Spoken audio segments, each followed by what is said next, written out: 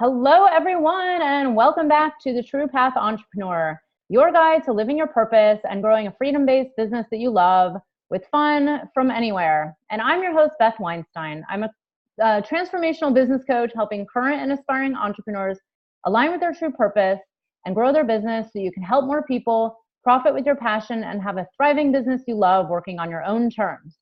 And in today's interview, I'm really excited to be talking to a very special guest, Anaiya Sophia. Hey, Anaiya, how are you?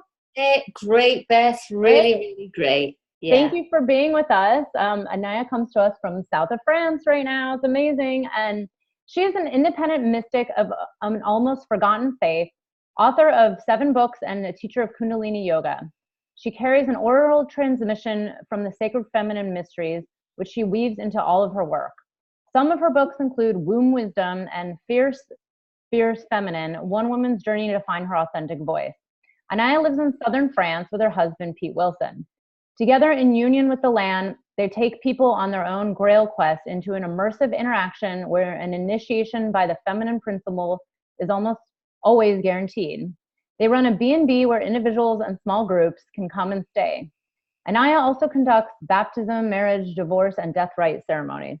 And wow, like I know your work, Anaiya, from Womb Wisdom and all the beautiful sacred feminine work you do. But can you tell people, like, I don't know your full background. Like, how did you get started on this? Were you just born with this? Were you doing something else at one point? Like, how'd you get guiding people along this path? Definitely not born with it.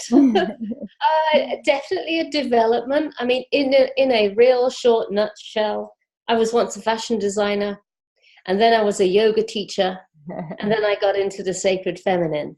But there is a thread, because during those times in London, when I was a fashion designer, all I wanted to do was make men and women look and feel beautiful. Mm-hmm. And that theme is still there, but it's not an external personification. It's now an internal quest. Yeah, it's really funny because, this has happened to me multiple times where I have guests that have worked in fashion and now are on this deep spiritual path.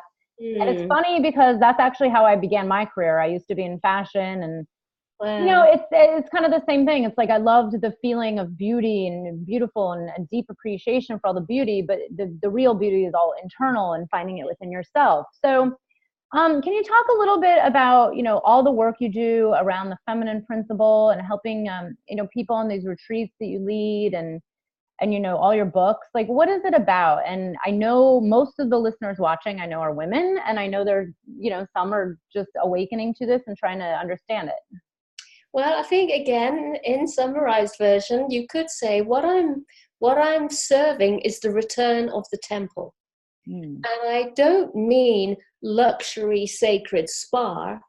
I mean essential holy place.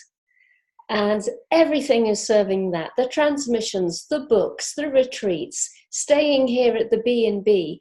It's a way of life that I feel, many of us feel, was severely taken away almost overnight.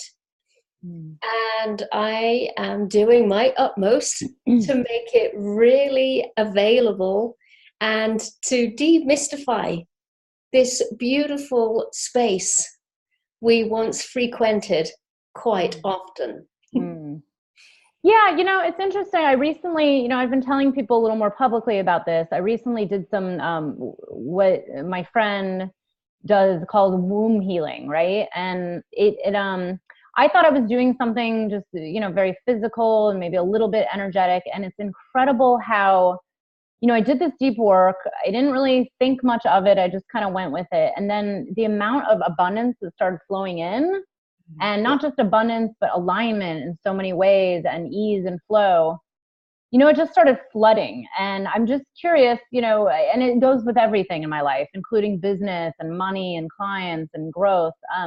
This that you're talking about that was taken away from women, how does this apply to people's like everyday lives? This womb wisdom and this feminine energy that has been kind of missing off of modern day society. Well, I would say the womb is the absolute seat of creativity for woman. And when she is reconnected with this place, the relationship that she has with creativity, expression, finances even, all fun, all forms of abundance and gifting really gets cleaned up and healed. And so, you know, for us ladies who are really raising our game and daring to present what we know is inside of us, to be able to be back into connection with your womb, which will always mean your voice as well, because the two things are absolutely hand in hand, then this is a real, you know, a seat of power, a backbone in which you can lean against when you are challenged in bringing your beautiful sacred gifts to the world.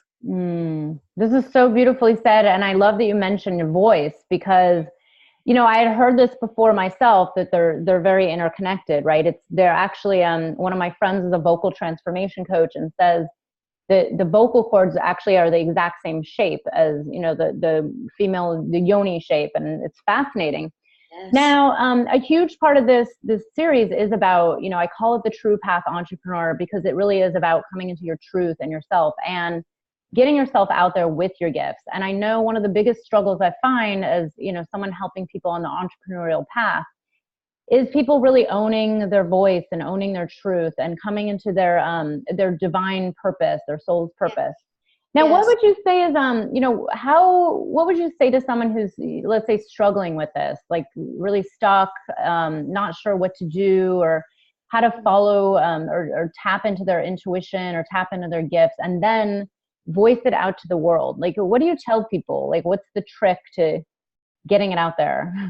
Well, one of the things I always say is that the revealing of your sacred purpose, your career, your path, whatever we want to call it, is an essential embodied step of your spirit. So this is not a luxury. This shouldn't be seen as a pastime. This is a really important directive. And it's also going to give you this wonderful opportunity to work with this inner sacred marriage, which is another thing I'm quite well known for, because there's part of you that is feminine and that part is creative. So she will dream up and envision and delight and get excited over. But then there's the other part, and this is what we might be speaking to here.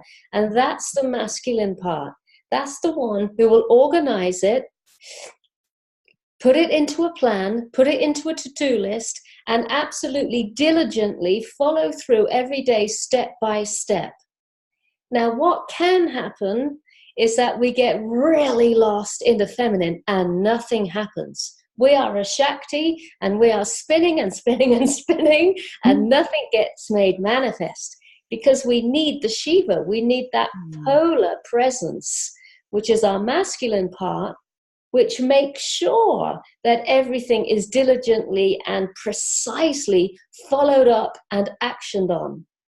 So yes, we're creating a business, but on the inside, we're totally creating this perfect environment for the soul to really come down into form, because that's what the soul's looking for, a beautiful harmonium of the masculine and the feminine energy. So it's not just about having a great business.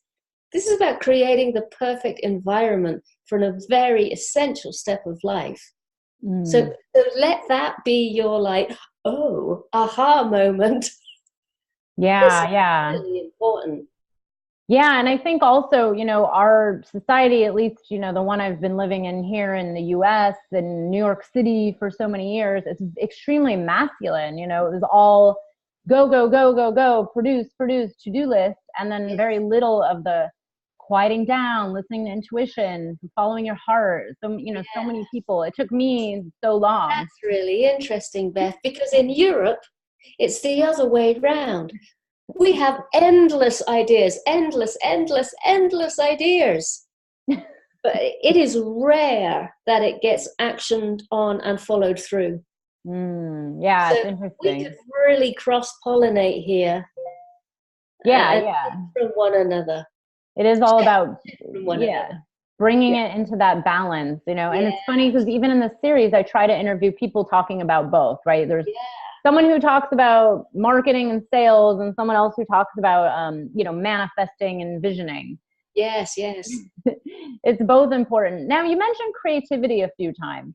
Mm. What is the importance of it? Like, what's, there's people out there, and you know this, I'm sure, is that there's so many people who say, I'm not creative. I'm just, I'm just an accountant, or I want to be a life coach. I'm not creative. What do you say to that? I say that's not true.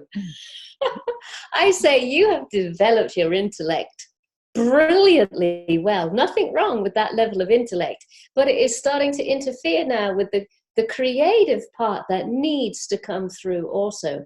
Everybody is exceptionally creative, but you see, the true creators of the world follow that creative process, and they don't get shut down just because the mind says, that's not possible, that's too much money, you don't have enough time, da da da da da da. But the creatives just blast through that, paying little to no attention to those illusionary limitations. So please, beloved people, don't be put off by that little monkey mind of ours. Mm-hmm. Everything is possible, and everything needs to be possible. I've just written this book, Fierce, Fierce Feminine, about the quality of our planet. So we need creativity to solve these problems. Mm. We need to dream big, envision large, and action on that new level creativity that is coming through. Mm.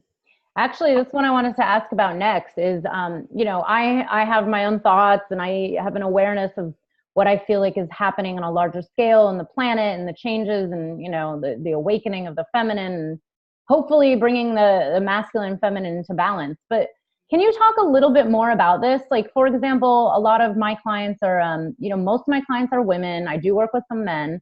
But a lot of the women are on this spiritual journey. They want to be life coaches. They want to be spiritual coaches. They're healers, they're guides, they're mystics. What is happening on a larger scale, and how can people, how can women really start to own this and not be fearful, and really, tap into this energy of what I feel like, because like you, all my friends are kind of on this path, and all the, goddesses around me, and retreats that I go on, everybody's kind of doing it. So to me, it's like all around. But can you tell a little bit more about that? I would say, in a very joyful, very loving, but very serious tone, that our natural world is definitely in crisis. And woman, I believe, the feminine, mostly operational through woman, is naturally the caretaker of this natural world. She feels and has empathy and loves to connect. So for me, there is a little duty of care here, which is, I am a custodian of this natural world. Do I really want to see all of this natural beauty just fold before me, and I didn't actually do anything about it? I was quietly drinking a nice little cool glass of Chardonnay. Or do I want to really rise up and represent and serve this natural world, which includes humans? So I would say to the ladies listening, there is a very serious possible world situation on the horizon. But I'm saying that because I want you to just grow with that fire of sacred activism and bring your gifts to the others who are desperate to receive what you are carrying, what you are holding. Not from a place of fear, but from that place of, I did all. I definitely played my hand during this time. Yeah, it's so beautiful. I love this because it really is. I mean, I get so passionate about this because I'm very connected to my, what I call a sacred mission. This is my soul's purpose. This is like why I'm here. And I, whether it's affecting one person or 10,000, it all matters. Right. And I say this to people just like you do. It's like, the fear can stop you along every, no matter if you're making millions or not making any money, either way, you still get fearful. But if you're really on this mission of service, and really in service to something so much larger than just you and your money and making money and survival, but really and the planet, it's a planetary, it's like now is the time. There's no waiting. We don't have time to wait. People need your gifts and services. So, and especially women, especially right now, because they feel it in their DNA. They feel it in their body that they're being called to something bigger. And they're being called to this action. I love the sacred activism too. It's so important. Yeah. And so can you talk a little bit more about what you mean by self-sustain and recycling your essence in your work? Like if someone's an entrepreneur or a female who's a life coach or a spiritual mentor, or even as a business coach, like what does this mean to self-sustain and your essence in your work? I mean, I've never had a job. I love it. I've never worked for anybody. I mean, I had my little Saturday job and, part-time when I was a student. But when it was really time to start working, right from the very off, I was self-employed. And I can see now that because I'm self-employed, I am self-sustaining my own creativity. But then you see, I also have a strong masculine side. So I can drive myself forward. I don't need to be motivated. Again, I'm self-motivated. And so self-sustained, self-motivated, there's that masculine and feminine at play again. Mm-hmm. And so, to the beloved women who are really feeling this creativity rise up, you're not giving it away. Mm-hmm. You're not giving it away to some wages, which will always be less than what that is reflective of this essence that's rising in you. Wow, this is so go for it. Go for it. Be self-sustained. Make sure you're also self-motivated. And just roll it out. Yeah. I was going to ask you, you do so much, you have these books, you're very public, you're very well known, you're running, your B&B, you're stewarding the land. How do you do it? How do you manage all of this? And then I assume you have time for self-care and sleep and your own spiritual practice and your own connection with your husband. How does one manage all of this? And then also, you're out there really making an impact on the world. How do you suggest people can handle this? To me, the whole thing is one essence, and that is, this is my life. So nothing is compartmentalized. The whole thing is the animation and living of my life. And what is so beautiful is Pete, he lives this right alongside me. So he doesn't go out to work. We are just living in this way. And this includes other people, viewing and looking in, whether it's videos or sharing, when they come to the house to stay. So it's a lifestyle. It's a shared and open lifestyle. That's incredible. The old patriarchal way is you have your little nuclear family, and then you leave it and you go to a workplace to do some form of work. So everything is segmented and separated, whereas the feminine way, I believe, is just an open expression of living, which happens to include the way you make money. Yeah, it's not separate. I always tell people most of the time it never feels like I'm working, it's like, it's just life. And I feel like it's all so intertwined that I don't even separate, if I go for a hike on a beautiful day, to me, that's part of my work. It is. Absolutely. Work. Yeah, definitely. It's incredible. Now, I was just curious, when you host people at your, on your land there in the beautiful south of France, and you have these grail quests and these immersive interactions where it says, an initiation by the feminine principle happens. Can you tell a little bit more, like, what is this? Is this like a vision quest or similar, or just, immersive retreat, or? Yeah, by all means. I mean, as humans, we can play our role, whether it's a vision quest or an overnight in a cave or some sort of darkness retreat. But the thing is, where we live, it's a bit like Sedona or Shasta or Glastonbury. It's a vortex. So yes, we do our part, But the truth is that the land is, it's got its own little universe taking care of everybody who's, on that patch of land. It's a very potent place. Mm-hmm. And that's what I mean. An initiation is almost always guaranteed. Wow. Because the rules of time and space are slightly different here. And it's always been that way. You just go back into your history books and you'll see that this corner of the Pyrenees has always had a very sort of heretical and mystical part to it. Mm. I'm like laughing because I actually moved, the area where I moved to in upstate New York. I've heard rumors that there's a vortex. There's a magazine here about vortex, but there's a lot of native energy. This was a huge Native American land, and you can feel it. I felt it the first time. I feel it living here. I've seen visions, while completely sober, and it's the same thing. It's like it's just a healing place where people are attracted to, and then the transformation happens. So I love that you're bringing people there to do this. Yes. It's so incredible. And now, can you tell people a little bit more about, I know you offer, free gifts. There's going to be one in today's email that people can click on, and you do these transmissions, and, I know you give a lot away. Can you tell people a little bit more, like, what is a transmission and how does this help anybody? You could say a transmission is a guided meditation, but it's much more edgier than that.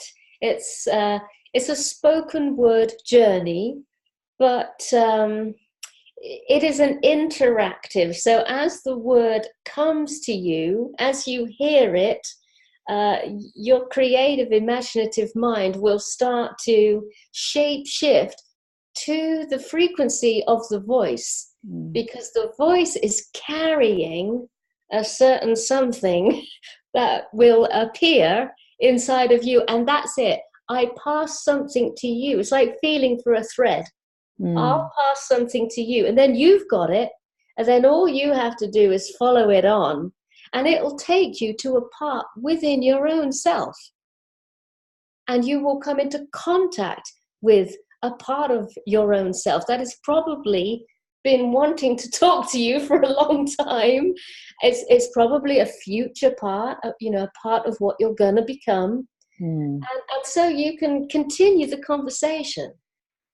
Wow, this is incredible. It's definitely an interactive and not lasting. It leaves behind an impression. This is gorgeous. And can people find other transmissions, or is this something they usually have to have done for them directly? Or well, a transmission is it's the transference of energy. So let's just say you climbed a mountain and you're looking out across the mountain and you see the view, and then something strikes at your heart and you have a little cry, and it might be a beautiful tear, it might be like a bittersweet. That's a transmission, because it's not what the view looks like. It's how it made you feel. And that's the same with these transmissions. We're getting transmissions left, right, and center. Sometimes it's like God bumps or goosebumps. Or, when your hairs go up, that is a transmission. Yeah, right. More of that. That is where the action is. That is where the juice is. Yeah. And I feel like I've just become so much more sensitive. I feel like the whole of August of this year was one gigantic transmission. Oh my God. Yeah, it was like everybody I knew was like, people were freaking out.